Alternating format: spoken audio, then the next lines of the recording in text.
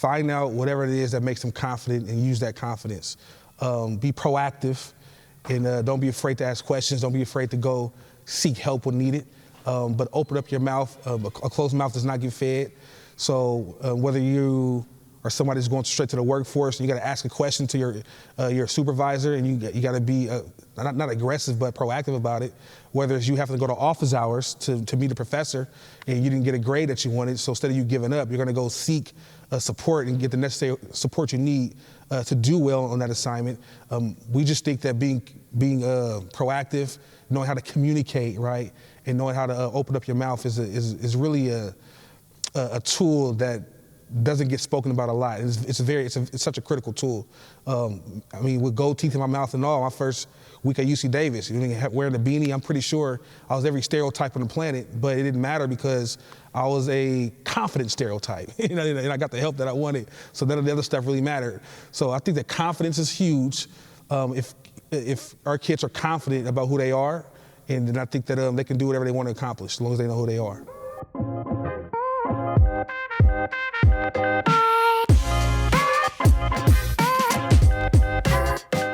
My name is Dr. Ishmael Anderson.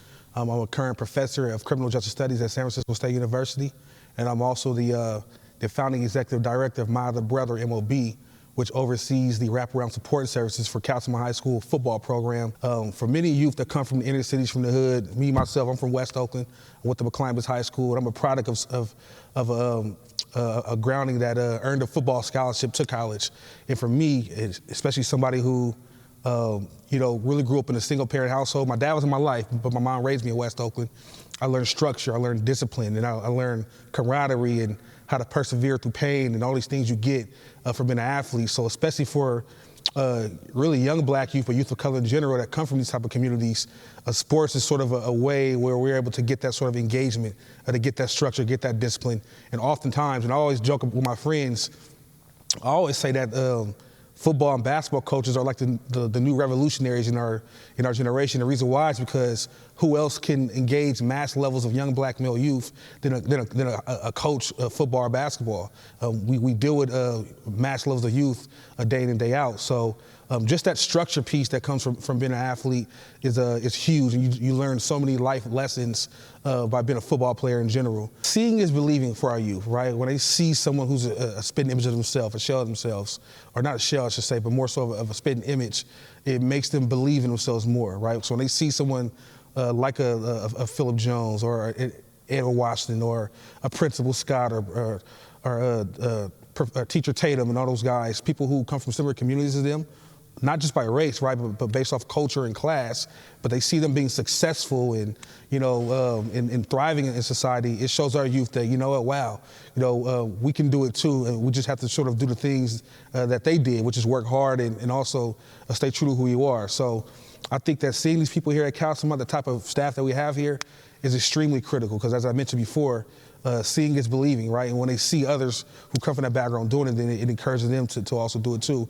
It encourages them also to understand that, hey, we've been through some of the struggles that they've been through, So, I hate to be cliche and say, oh, well, hey, I did it, you can do it too. But in some construct, it really is kind of like that. It's more about, hey, I did it, and this is how I did it, and here's some other ways that you can do it also. I mean, we got kids here running around here, pledging to want to be in fraternities because what they've seen, Ed and Phil and, others, Coach Lee, and he's all these Divine Nine. But again, they're so influential, and our youth say, damn, I want to do that too, and again, but they see the positive aspect of it, the power that comes from it, man. So, that's seeing is believing, man, and having staff members who are of the community and by the community means a lot for our youth.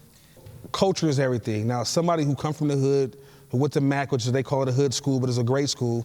The reason why I was so confident going to college was because when I was in high school, my senior project, I was playing Bobby Seale, who's a Black Panther, and so when I got to UC Davis and UCLA and all these other places, I already felt, very confident in who I am. So I believe that for a parent to send a kid to a school like a Castleman, where they're going to have teachers and administration who also come from similar backgrounds as their kids, it gives their kids, right, that level of confidence, right, that structure, that sense of belonging. Maybe in some cases, William Shakespeare might not be the person that can get our kids to learn how to write, but maybe Tupac Shakur can.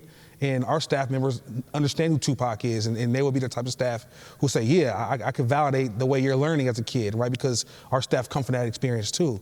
So for a parent, I would say to believe in that process. We are of the community. I think that typically when you get to schools like Castlemont in particular, they are concerned about things that took place years and years ago, and oftentimes it's not even on Castlemont campus. It's stuff that took place off campus, right? But the news reporters are using it through a negative scapegoat by making it look like it's Castlemont doing that when it's really not.